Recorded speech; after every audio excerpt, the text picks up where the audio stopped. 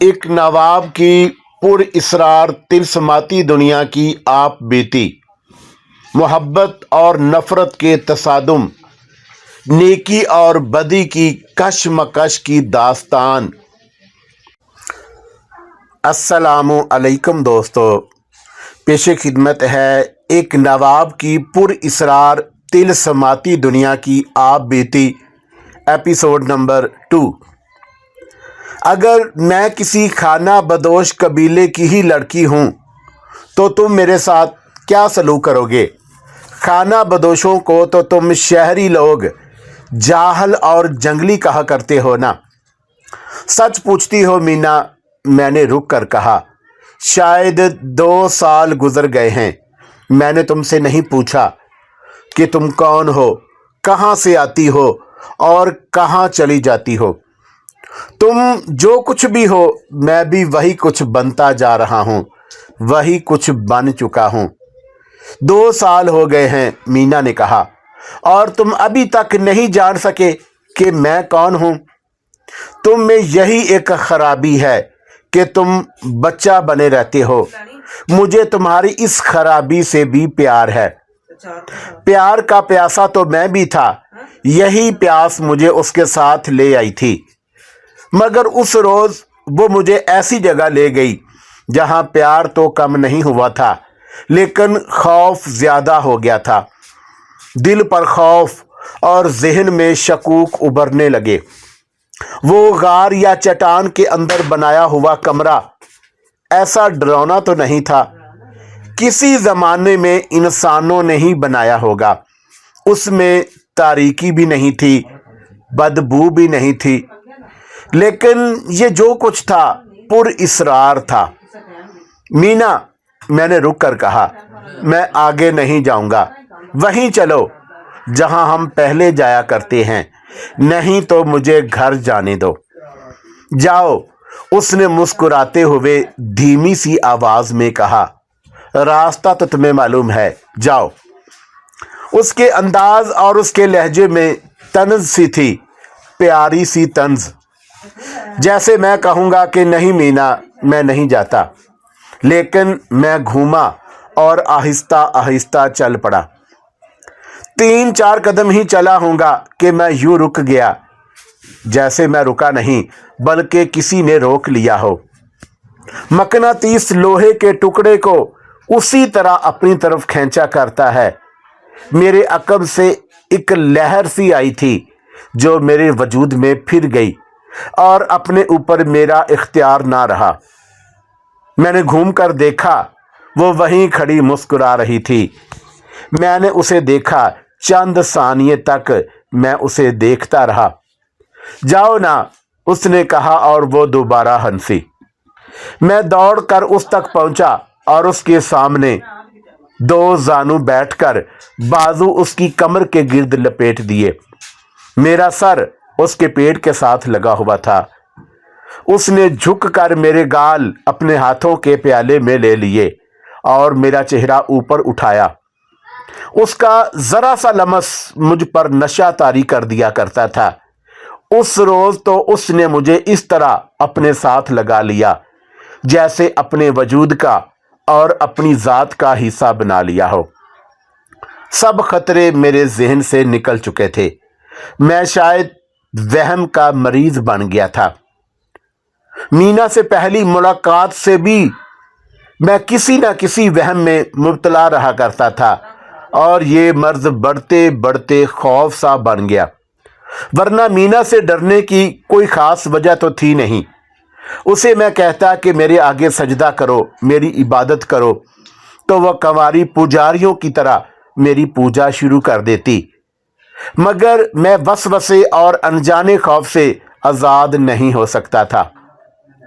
अगर वो मेरे महल्ले की, मेरे शहर की कोई लड़की होती, कॉलेज की लड़की होती, तो मैं इस तरह ना डरता, अजनबियत ना होती, बेगानगी ना होती।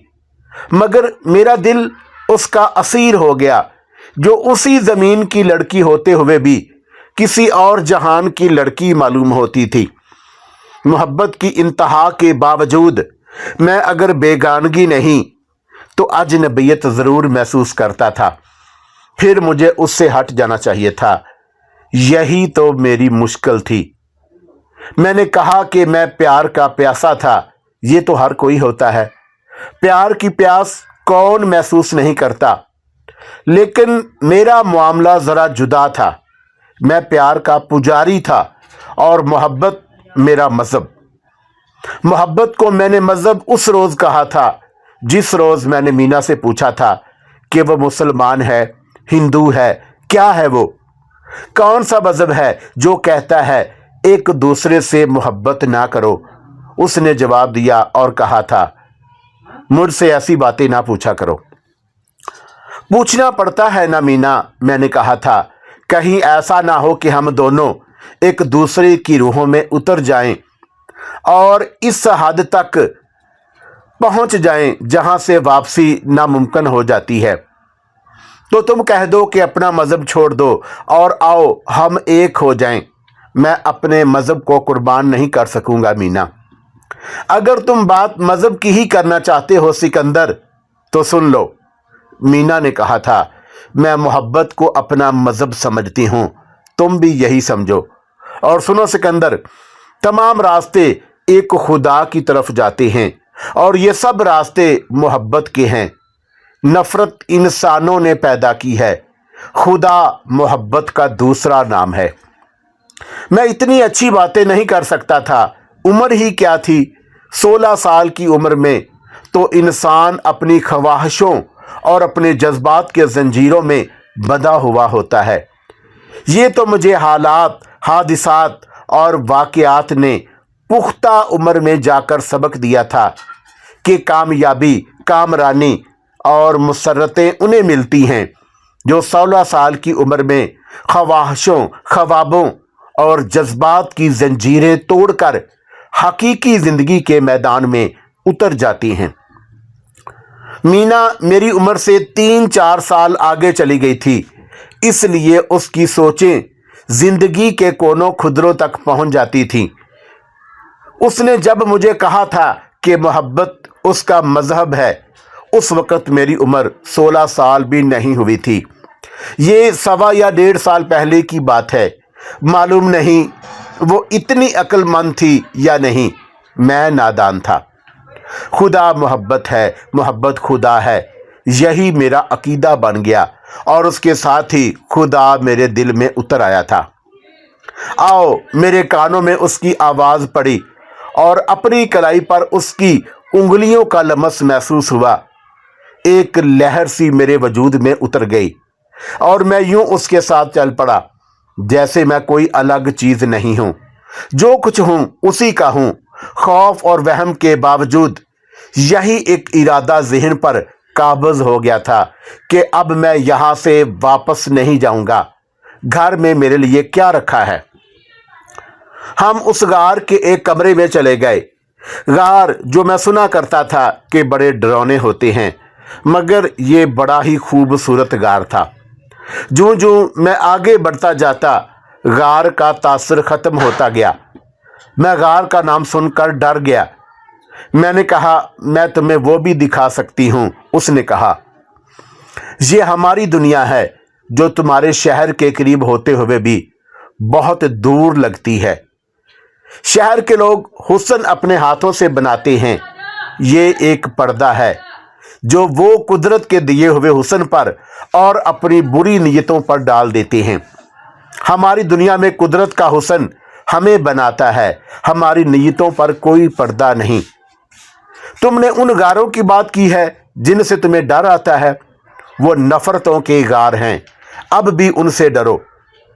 तुम्हारे लोग कहाँ हैं? मैंने पूछा। वो इधर उधर क्यों हो गए हैं? इसलिए कि हम आ गए हैं, उसने कहा।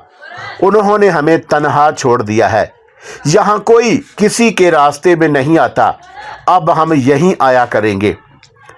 चाहता तो मैं भी था कि यहीं आया करें, फिर ये ख्वाहिश के यहीं रहूं, लेकिन ख्वाहिशें कभी पूरी नहीं हुआ करती।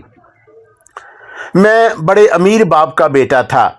वो बंगलों और कोठियों का नहीं, हवेलियों और चौबारों का ज़माना था। शहर में मेरे बाप का शुमार उन्हीं लोगों में होता जिनकी हवेलियां बहुत बड़ी और चुबारे बहुत ऊंचे, और जिनके घरों में सोने चांदी की अफरात, और मेरे घर में पलंग बहुत खूबसूरत और बिस्तर बड़े आरामदा थे। बैठने वाले कमरे में, जिसे आजकल ड्राइंग रूम कहते हैं, कालीन और सोफे भी थे। मीना मुझे गार के जिस कमरे में ले गई वहां पलंग नहीं थे, नरमो गदाज रेशमी बिस्तर भी नहीं थे, सोफे और कालीन भी नहीं। वहां तो जैसे कुछ भी नहीं था, लेकिन ऐसे लगता जैसे वहां सब कुछ है और हर आसाइश मौजूद है। गार का फर्श नरम लगता था। उस कमरे में रोशनी कम थी, बल्कि कमरा नीम तारीक था। फर्श पर ऐसे लगता जैसे बड़ी नरम घास बिछी हुई हो। उस पर चलते कदमों की आवाजें नहीं आती थी। मीना ने मेरा हाथ पकड़ लिया और एक तरफ ले जाकर बैठा दिया। ये नरमो गुदाज बिस्तर वो मेरे पास मेरे साथ लगकर बैठ गई। कमरे में हल्की हल्की भीनी भीनी खुशबू, शायद ये मीना के वजूद की खुशबू थी। मुझ पर मदहोशी सी तारी होने लगी। मैं सिर कर मीना के और ज्यादा करीब हो गया और सर उसके कंधे पर रख दिया। उसके बाजू का घेरा जो मेरे गिर्द लिपटा हुआ था वो और तंग हो गया और उसने गाल मेरे सर पर रख दिया। मालूम नहीं, कुछ याद नहीं, कितना वक्त गुजर गया। ऐसे लगता था जैसे मैं बड़े ही हसीन सपने में गुम हो गया हूं। ऐसा सुकून और ऐसा करार कभी मीना के साथ होते हुए भी नहीं आया था। आहिस्ता आहिस्ता मुझ पर उदासी सी छाने लगी, जो एक सवाल में सिमट आई। मीना, मैंने पूछा, हमारी मोहब्बत का अंजाम क्या होगा? हमारे दिलों को कौन सी मंजिल मिलेगी? मैं आज तुम्हें मोहब्बत की मंजिल दिखाने यहां लाई हूं। मीना ने कहा, मंजिल क्या होती है? मोहब्बत की मंजिल क्या होती है? जो एक दूसरे को चाहते हैं वो एक हो जाएं। मैंने कहा, उनके दरमियान से हवा भी ना गुजर सके। हमारे दरमियान से सदियां गुजर गई हैं सिकंदर। मैंने कहा, आज मैं तुम्हें इस सवाल का जवाब देने के लिए लाई हूं कि मैं कौन हूं और हम एक दूसरे को देखते ही क्यों एक हो गए। तुम मुझे कहा करते हो कि मैं तुम पर नशा और खुमार तारी कर दिया, और मैं तुम्हें कहा करती हूं कि तुम ना होते तो मेरे लिए फूलों में खुशबू ना होती। ना तुमने कुछ सोचा ना मैंने, और हम मकनातीस के टुकड़ों की तरह एक दूसरे से चिपक गए। ये सदियों का सफर है जो हम दोनों ने एक दूसरे से दूर दूर तय किया है। क्या कह रही हो मीना? मैंने झंझलाकर कहा। जिस तरह आज तुम मुझे इस अजीब सी जगह ले आई हो, उसी तरह बातें भी अजीब सी कर रही हो। तुम मानोगे नहीं, उसने कहा, लेकिन मैं बताऊंगी जरूर।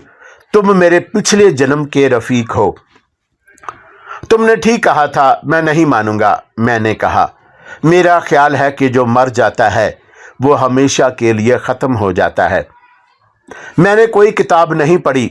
मीना ने कहा, तुमने 10 जमातें पढ़ ली हैं, शायद तुमने किताबों में कुछ पढ़ा हो, लेकिन मैं अपनी यादों को कैसे झुटला सकती हूं? 30 सदियां पुरानी बातें मेरे जहन में कैसे आ सकती हैं? कौन जान सकता है इन पुरानी बातों को? वही जान सकता है जो उस वक्त जिंदा था। मैं उस वक्त जिंदा और मैं जवान भी थी। क्या तुमने अपने नाम पर गौर नहीं किया? ये नाम तुम्हारे माँ बाप ने रखा था।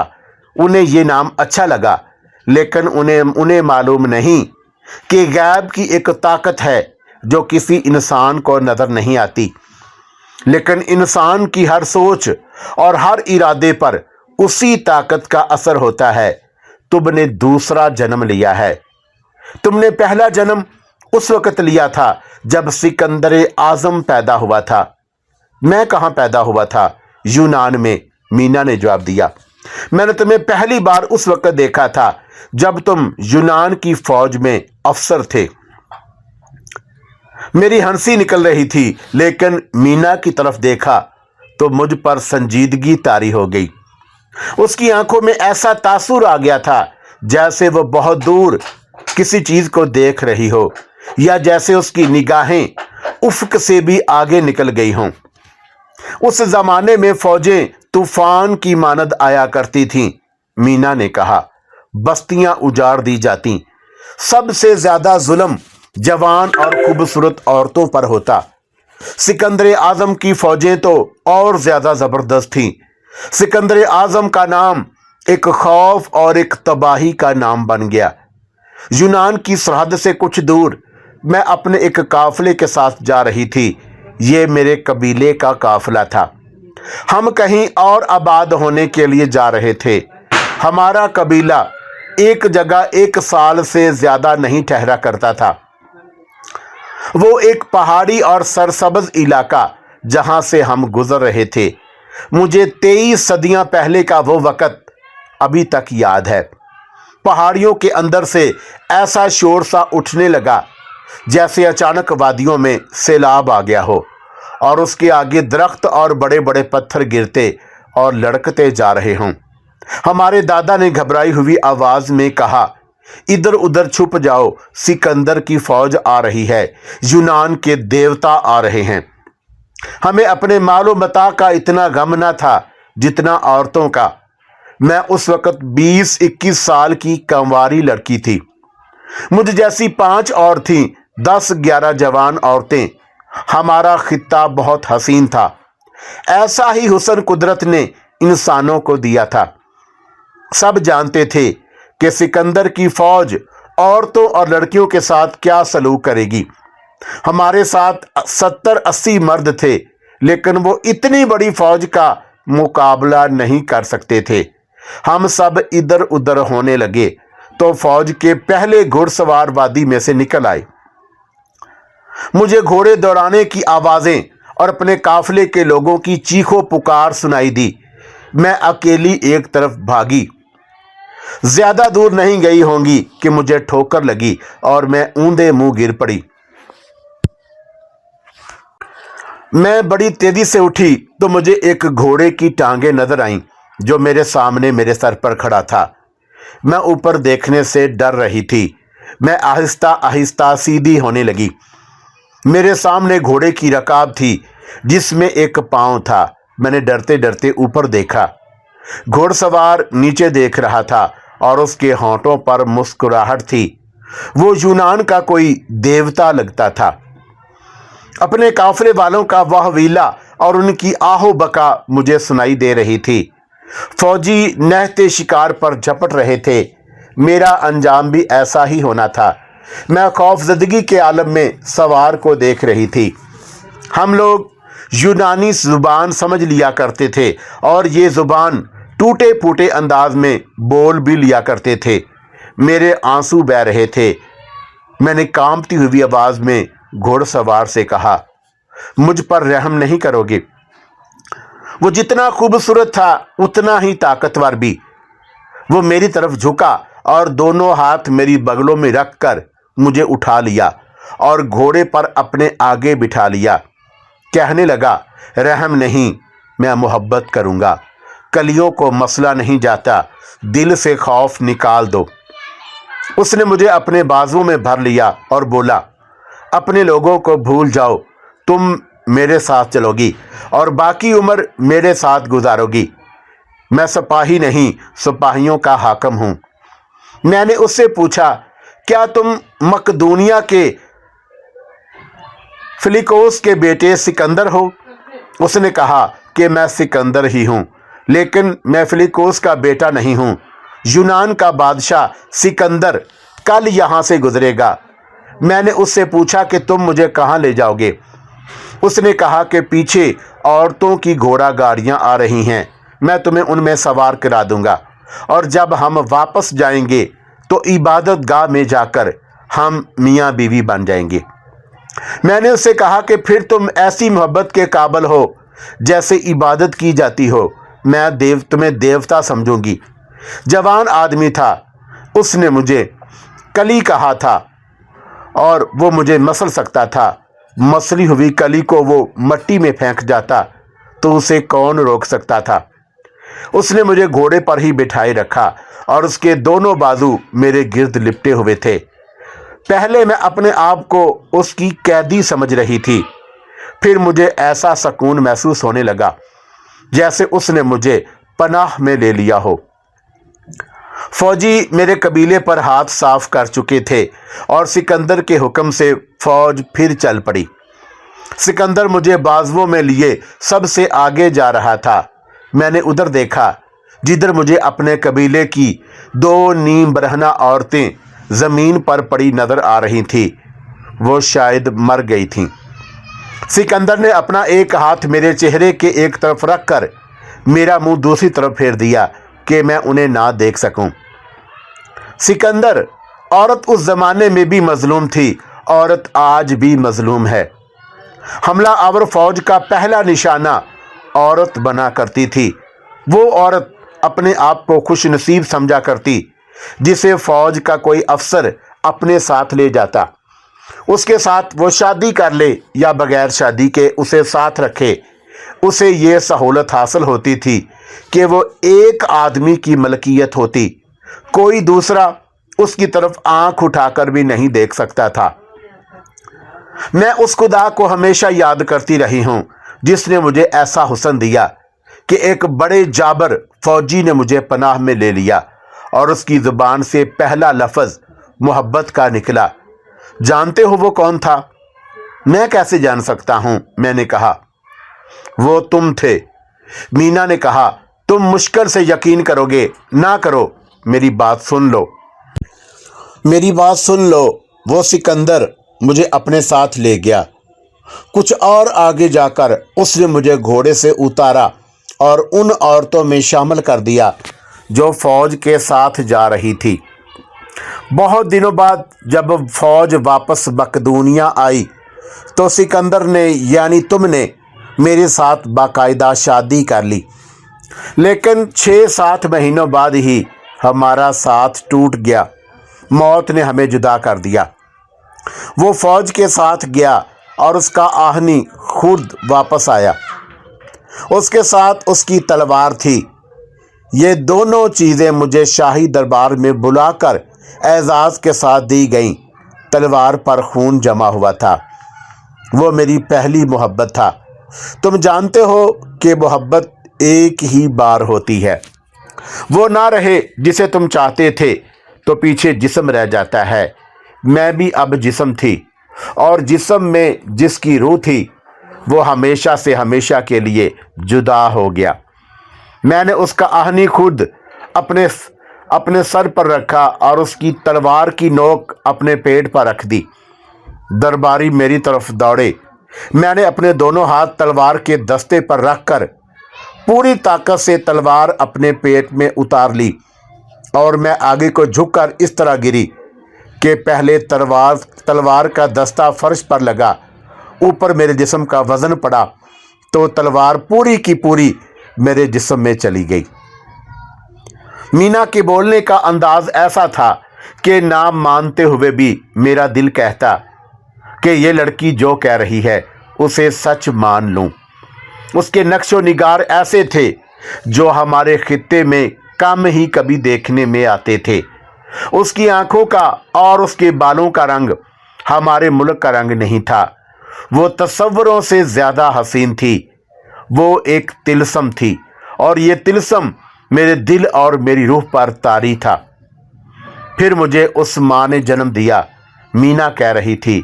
मेरी यादें उस उम्र में बेदार हो गई थी जब बच्चों का अभी शऊर भी बेदार नहीं हुआ करता। मैंने बोलने की उम्र से पहले बोलना शुरू कर दिया था और शऊर बेदार होने की उम्र तक जहन में वो सोचें बेदार हो गई थीं जो उस वक़्त बेदार हुआ करती हैं जब लड़कपटन जवानी में तहलील होने लगता है। एक ख्याल मुझे बार बार आता कि मैंने शायद अपने ही वतन से जन्म लिया था। मैंने जब सिकंदर आज़म के दरबार में अपने आप को अपने खावंद की तलवार से ख़त्म कर लिया था, उस वक़्त मेरे पेट में 5 माह का बच्चा सांस ले रहा था और उसकी पैदाइश से पहले ही मैं उसे अपने साथ वहीं ले गई थी जहां उसका बाप चला गया। ख्याल आता है कि मैं ये बच्चा हूं और मैंने अपनी कोख से जन्म लिया है। ऐसी सोच किसी पागल के ही दिमाग में आ सकती है। मैंने कहा, मैं पागल नहीं सिकंदर, उसने पहले किसी मतानत से कहा। अगर मेरी कोख में लड़की थी तो ये मैं हूं जिसने दूसरा जन्म लिया है, और अगर ये लड़का था तो तुम थे जिसने किसी और औरत की कोख से जन्म लिया है, और तुमने किसी दूसरी औरत के बतन से इसलिए जन्म लिया है कि मैं तुम्हारी मां ना कहलाऊं, मैं तुम्हारी बीवी हूं। मुझे गुजरे हुए उस वक़्त तक वो लम्हे याद आते हैं जब मैं मकदूनिया की इबादत गाह में देवताओं के देवता के बुत के सामने एक बूढ़े राहब के पास बैठी हुई थी। 2300 साल गुजर गए।